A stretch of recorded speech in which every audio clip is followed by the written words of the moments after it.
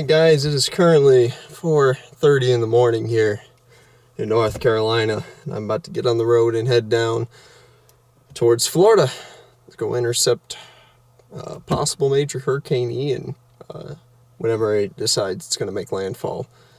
Down in Florida, right now the general target area is around Clearwater, Tampa. So we'll see how much that changes. I'll see you guys later. Alright guys, I am here on I-75 heading south down towards Sarasota now. You can probably see over there, that is all the evacuation traffic. Not moving very fast, almost standstill up here. But so that's all the evacuation traffic heading obviously inland and north, try and get away from the storm. The National Hurricane Center track has shifted further to the south and east. So now we are looking, instead of a Clearwater / Tampa landfall, we're looking more like a Sarasota landfall, somewhere down in that vicinity.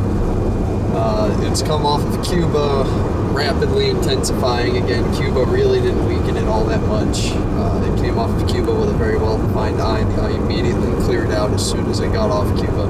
And right now it does look like it's going through an eyewall replacement cycle. Lots of lightning within the eyewall, even a few lightning strikes within the eye itself, which is something I've never seen before. So this is expected to be a high-end Category 3 at landfall, although I do suspect that if the track does keep shifting south, that we can see a higher intensity storm than what the National Hurricane Center is estimating. Right now they're estimating winds at landfall to be about 120 miles per hour, and I really do think that if we keep getting this south and east shift in the forecast, I think that we are definitely going to see a stronger storm at landfall, because it's going to give it less time for that dry air to get in there, that dry air intrusion is going to wrap around the backside. It's going to give that less time to eat away at the core, and so yeah, definitely keeping an eye out for any shifts or wobbles in the track. Alright, we're sitting here in Sarasota. Tomorrow's looking like it's going to be a pretty big day. The timing of landfall went from Thursday night to now tomorrow afternoon, Wednesday afternoon at 2 p.m. So that's nice. It'll be a daytime landfall, easy to see. If you can't tell by my face, I'm absolutely tired. I'm exhausted. Been up since 3 o'clock in the morning driving all day. So that's been fun. But supposed to be Cat 4 at landfall now, 130 miles an hour with gusts up to 160. I still think they're being a little conservative with it, because that's just what the National Hurricane Center does, but we'll have to see tomorrow. There is the cold front coming down, which could cause the hurricane to ingest some dry air, but I have a feeling that it's going to be a little too far south to see severe impacts before landfall. So we have, as of right now, we have a rapidly intensifying storm. It is set to make landfall in less than 24 hours at this point. So I'm going to be sleeping in the car, trying to get a little bit of sleep here before the tropical storm force winds start arriving late tonight, probably early in the morning, and then I'll get up, see where the track is, see where I need to adjust to. Get you guys posted. By the early morning of the 28th, Ian had reached Category 4 status, with winds sustained at 155 miles per hour.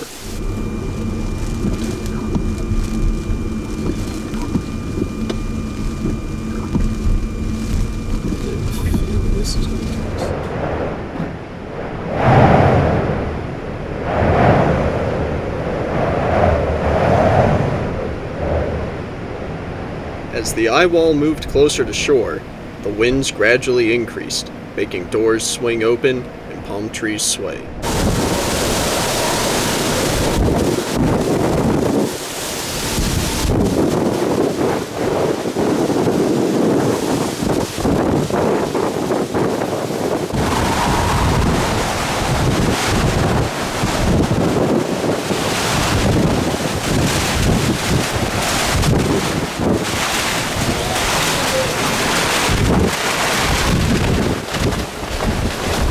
past you again. See the mist coming over that bridge?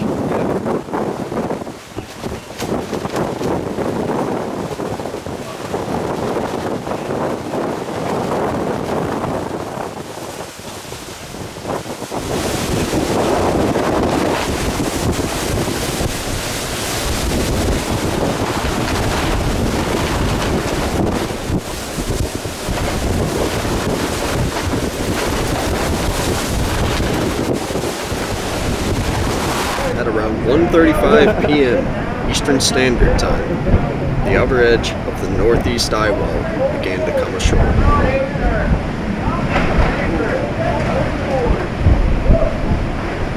That stop sign's gonna go.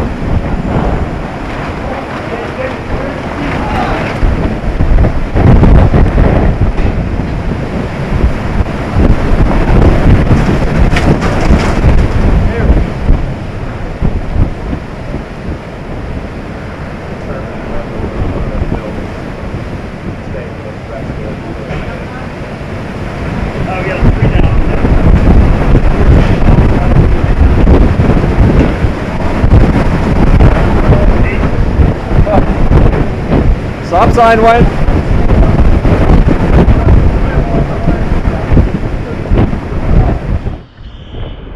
Alright guys, here we are.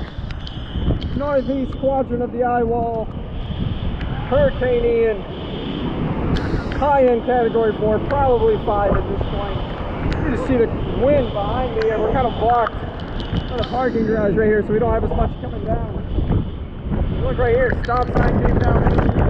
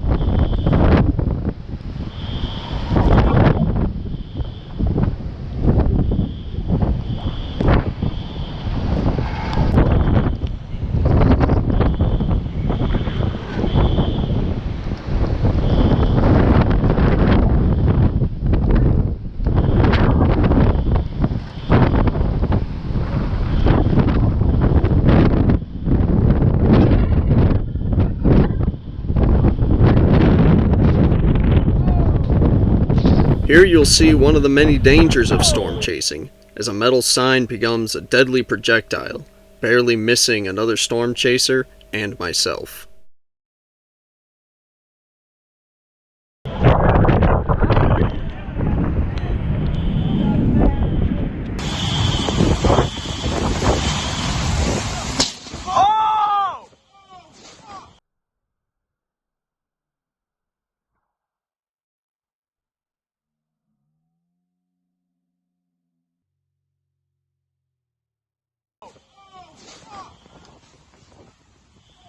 Yeah!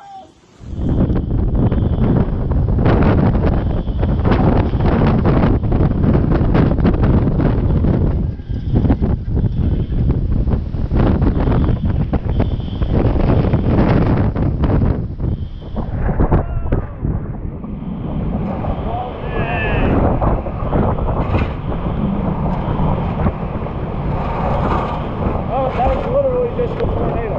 Wow.